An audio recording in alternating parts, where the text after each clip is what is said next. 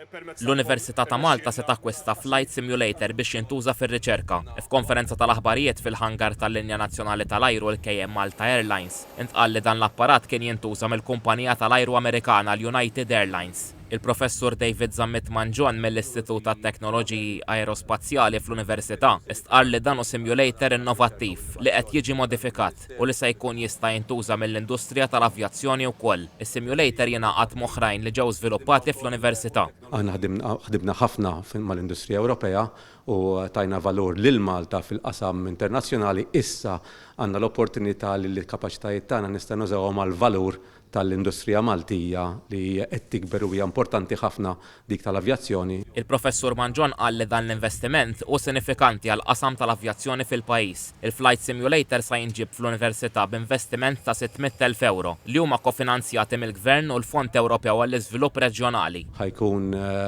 simulator kapaċi ħafna huwa f'termini sempliċi ħafna simulator bħalma tara dak li tużaw għat-taħriġ tal-bdoti tal-ajruplani l-kbar.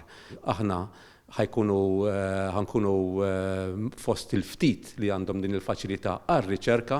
Min-naħa tiegħu is-Segretarju Parlamentari għaż-żgħażagħ riċerka u l-innovazzjoni Kita Zopparditanti qal li dak tal-avjazzjoni hu settur importanti ħafna l-pajjiż, potenzjal enormi. Għas-settur tar-riċerka u l-innovazzjoni dan il-Gvern għandu pjanijiet kbar, mhux lanqas għal-settur għall-industrija importanti bħal-mi l-avjazzjoni.